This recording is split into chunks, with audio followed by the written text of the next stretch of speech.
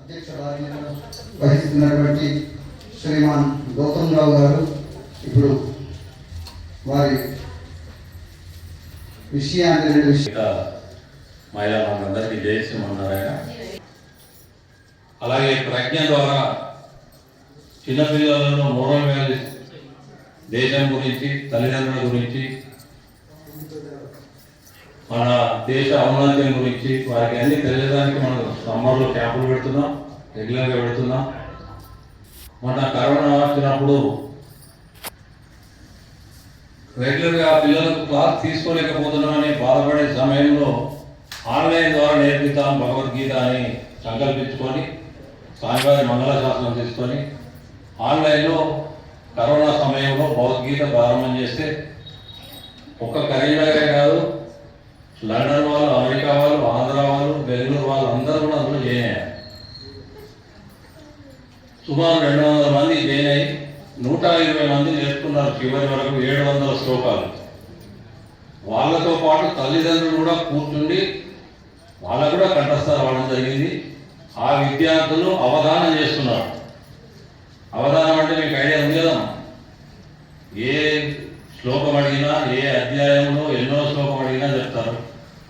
వెనక్కి 2 వదిలిపెట్టమన్నా చెప్తారు, ముందుకు 4 వదిలిపెట్టమన్నా చెప్తారు. ఒక అక్షరం ఎన్ని శ్లోకాలలో ఉంది అని అడిగితే కూడా చెప్తారు. అట్లా అవధానం ఆన్లైన్ ద్వారా 1 సంవత్సరం నేర్చుకొని 4 బ్యాచ్లైన ఇప్పటికీ ఇప్పుడు 5వ బ్యాచ్ నడుస్తున్నారు. ఇప్పుడు మీకు ఇళ్ళకే ఇచ్చేట్టుగా స్వామివారు కొత్తగా పెట్టారు. రోజు 2 శ్లోకాలు చక్కగా నేర్చుకోవచ్చు. 4 సీరియల్ చూస్తున్నాం మనం, అరగంట. దీనికి ఎంతసేపు?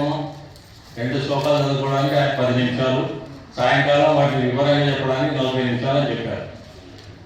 నేర్చుకుందాం. అందులో ఉన్న విజ్ఞానాన్ని మన జీవితానికి సారానికి తగిన ఒక 50,000 మందితో స్వామివారితో కలిసి నోటికి చదవాలి చేసుకునే అవకాశం మీ అందరికి కలిగింది. ఆ అద్భుతమైన దృశ్యాన్ని చూసే భాగ్యం మనకు కలిగింది. పునః మళ్ళీ ఒకసారి వికాస్ తరగతిని పరిపుష్టం చేసేందుకు అనేక విషయాలను గౌరవ గౌతమ్ రావు గారు మనకు శ్రమించారు. క్యాంపులో ఉన్నటువంటి రామాలయం బేస్గా అక్కడ ఉన్నటువంటి తల్లులందరికీ ఒక ఆసక్తి, ఇక్కడ అద్భుతమైన కార్యక్రమాలు జరుగుతాయి పిల్లల దగ్గర, అక్కడ నుంచి ఇక్కడికి రాలేకపోతున్నాం, అక్కడ ఒక శాఖ పెట్టుకుంటే బాగుంటుంది అని వారంతా అడగడం జరిగింది. వాళ్ళైతే సభ్యులను తీసుకోండి, తర్వాత ఏం అందరం కలిసి కూర్చొని ఈ విధంగా చేద్దాం అనేది ముందు తీసుకువెళ్దాం. అలాగే మంచి విషయాన్ని ఇప్పటి వరకు మనం చెప్పారు. ఈచ్ వన్ క్యాచ్ 1 కాదు, ఒక్కరు ఇంటికిద్దరిని మన లైన్లోకి వచ్చే వాళ్ళని తీసుకుందాం. భగవద్గీత క్లాసులు ఇప్పుడున్న పరిస్థితుల్లో నా అనుభవపూర్వకంగా చెప్తున్నాను. గీతా సత్సంగ బేస్గా 20-25,000 మందికి గీత నేర్పాం. అయితే నేర్పే టైంలో అప్పుడు అన్ని స్కూళ్ళల్లో రానియకపోయేది. ఇప్పుడు పరిస్థితి మారింది. ప్రతి స్కూల్ వాళ్ళు ఫోన్ చేసి అడుగుతున్నారు, మా స్కూల్లో క్లాస్ పెట్టండి అంటే. విలువలు, మానవ విలువలు పతనం అవుతున్నటువంటి వేళ ఏకైక గ్రంథము గీతను మార్చేది భగవద్గీత ఒకటే అనేది తెలుసుకోవడం జరిగింది. అందుకే ప్రతి స్కూల్ అడుగుతున్నారు. కానీ మనకు ఉన్నటువంటి సభ్యుల్లో టైం ఇవ్వలేకపోయి చెప్పే పరిస్థితులు లేకుండా జరుగుతుంది. మన తర్వాత జనరేషన్ ముందుకు రావడం లేదు. 20 సంవత్సరాల క్రితం ఎవరైతే ఉన్నామో మళ్ళీ వాళ్ళనే కనబడుతున్నాం తప్ప మన పిల్లలు, మన తర్వాత జనరేషన్ వాళ్ళలో స్ఫూర్తి నింపేందుకు శతవిధాల ప్రయత్నం చేస్తున్నాం. ఒక 100 మందిని ముందు వేసుకుంటే అందులో 10 మంది దొరుకుతున్నారు, అందులో 2 ఉంటున్నారు, 8 మంది జారిపోతున్నారు. అట్లాంటి వాళ్ళని తీసుకున్నాం.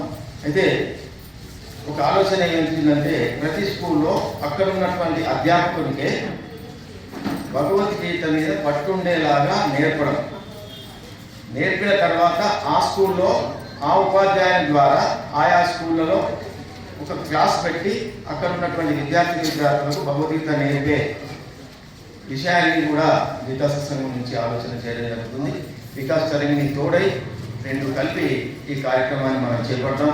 ప్రతి విద్యార్థికి భగవద్గీతను చేరేలాగా వచ్చే గీతా జయంతికి స్వామివారు ఆదేశించినట్టుగా 50,000 మందిలో అక్రమైన భాగాన్ని మన ప్రాంతం నుంచి తీసుకుపోయే కృషి చేద్దామని ఈ సందర్భంగా తెలియజేస్తూ వచ్చేసిన మీ అందరికీ కూడా పేరు పేరున శుభాభినందనలు శుభాకాంక్షలు తెలుపుతూ ఈ కార్యక్రమాన్ని ఒక పద్ధతి ప్రకారం నడిపించినటువంటి శ్రీమాన్ రంజిత్ కుమార్ ఆచార్యుల వారికి అర్చక బృందానికి అందరికీ కూడా పేరు పేరున వికాస్ తరగతి శాఖ పక్షాన అనేక కృతజ్ఞత అభినందనలు చెబుతూ జై శ్రీమాన్. 200 మంది మెంబర్షిప్ చేయించారు.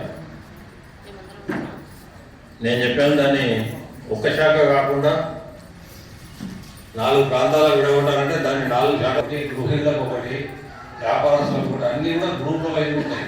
అందులో ఎంటర్ అయ్యండి. జిల్లా స్థాయిలో కాంపిటీషన్ ఉంటుంది. సంవత్సరం తర్వాత ఇందులో ఫస్ట్ సెకండ్ థర్డ్ వచ్చిన వాళ్ళకు మళ్ళీ స్వామివారి దగ్గర కాంపిటీషన్ ఉంటుంది. స్టేట్ లెవెల్లో కూడా ఫస్ట్ సెకండ్ థర్డ్ వాళ్ళకు ప్రైజెస్ ఉంటాయి.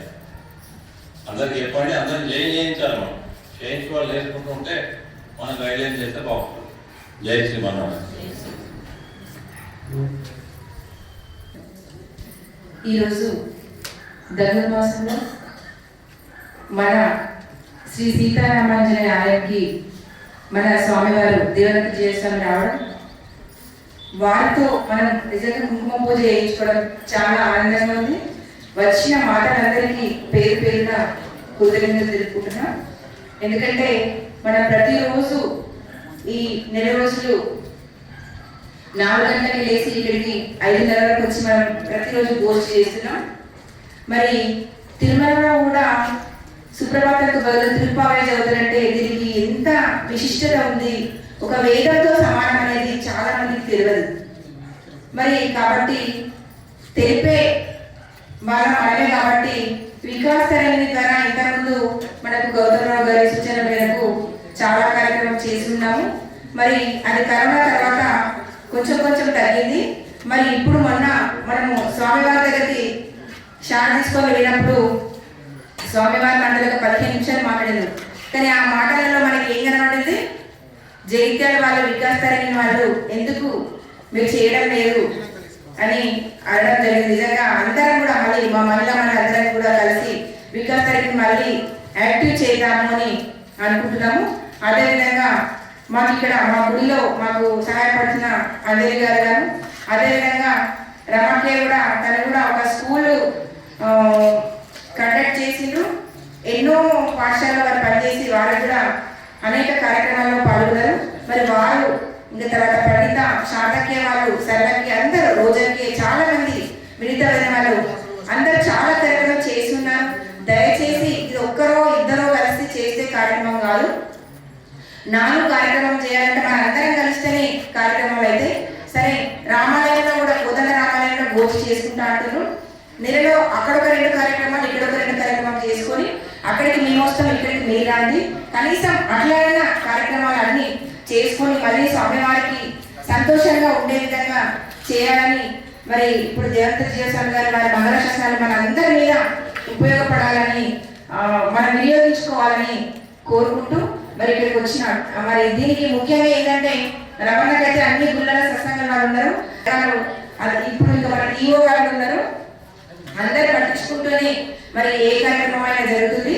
కాకపోతే మాకు గౌతమరావు అంకుల్ గారు మాకు నెలకు 4 రోజు మీరు ఏదో ఒక రకంగా మీరు వచ్చినప్పుడు మాకు ఒక 5 కానీ 10 మందితో కానీ ఒక మీటింగ్ లాగా పెట్టి ఏ కార్యక్రమాలు చేస్తారని మీరు కొంచెం మాకు అంటే ఎద్దును ముళ్ళుగడ్డ వాటి పొడుస్తారు అంకుల్, అట్లా అయితే మేము పనిచేస్తామని మేము అనుకుంటున్నాము. దయచేసి